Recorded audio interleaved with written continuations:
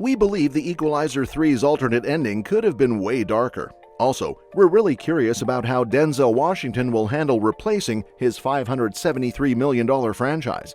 So, let's dive into all the details we have about Equalizer 4. For those who haven't heard, the latest update on Equalizer 4 basically confirms that Denzel won't be coming back as Robert McCall after Equalizer 3. The third movie was marketed as the last time we'd see Denzel and director Antoine Fuqua together in this series.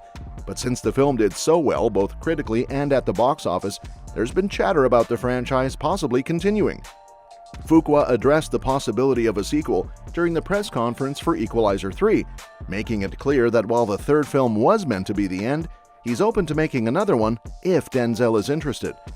This suggests that Denzel has a major say in whether Equalizer 4 will happen, which might give fans hope that he'll return for another installment and snag another big paycheck. If Denzel really does hold the cards, it looks like the Equalizer 4 might not happen, or at least we probably won't see him return. Before the latest film came out and strikes stopped him from promoting it, Denzel mentioned his future as Robert McCall in an interview with E.T. He said, "This is the end for me. It may not be the end, they may do another one, but it's the end for me."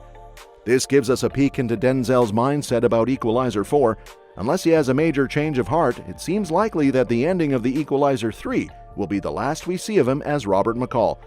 Of course, there's always a chance Denzel and Antoine Fuqua could come up with a story they are both excited about, which might get Denzel back for a fourth film. But in the same interview, Denzel made it clear that even a huge paycheck wouldn't be enough to bring him back. Given his significant salary for each film, if he's not motivated by more than money and feels the franchise has run its course, it's unlikely he'll return. Even if Denzel doesn't want to return for Equalizer 4, that doesn't mean the franchise has to end.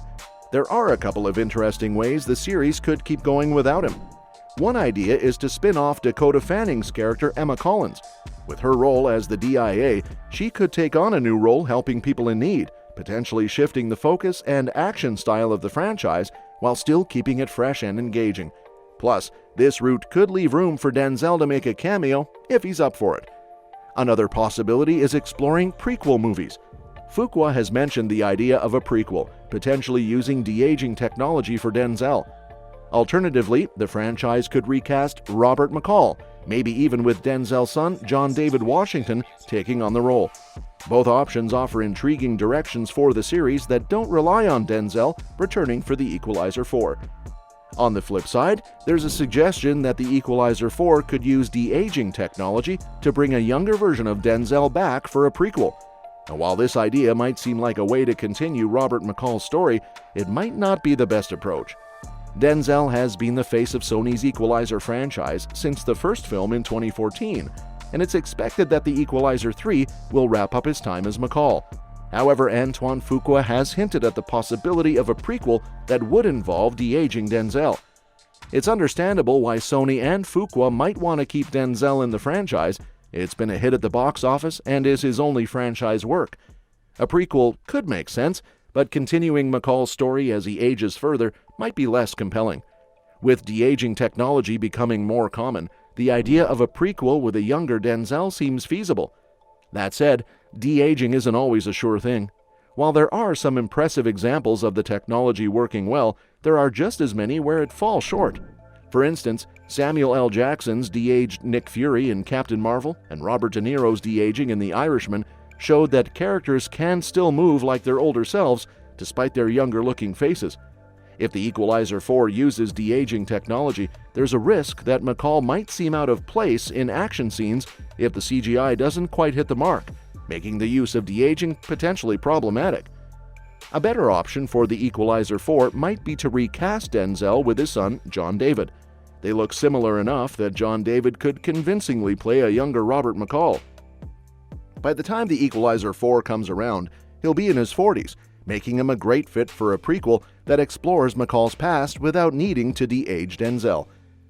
John David has proven his action chops with films like Tenet and The Creator, so he's well positioned to take on this role and carry on the franchise. Recasting with John David could give the series a fresh take while still honoring its roots.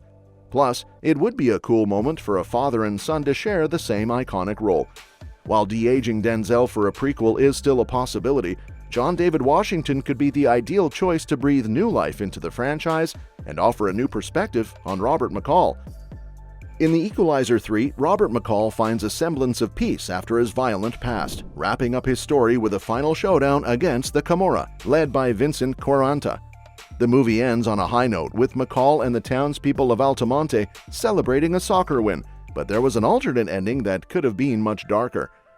Before the film's home release, Vudu shared a deleted scene that shows what could have happened after the climax. In this scene, after McCall has dealt with Vincent by giving him a lethal dose of amphetamines, he walks through the dark streets of Altamonte. A young man approaches with a gun, but McCall calmly turns around, causing the mugger to drop his weapon. McCall then clicks his signature stopwatch as the screen fades to black, hinting at a grim fate for the young assailant. Fans of the series know that this click usually precedes a swift, often violent resolution, suggesting the young man wouldn't have lived to regret his actions. There's more to the cutscene than meets the eye. The young man in question is one of the new recruits for the Camorra, recruited by Vincent's brother Marco.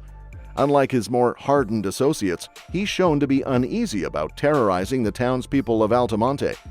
Director Antoine Fuqua likely chose to cut this scene because McCall had already dealt with the Camorra and their drug smuggling, and adding another fight scene would have felt excessive after such a conclusive climax. Fuqua shared during a Collider screening of The Equalizer 3 that he decided to rework the ending to provide a more uplifting conclusion. He wanted to end on a positive note, celebrating McCall's newfound peace with the community.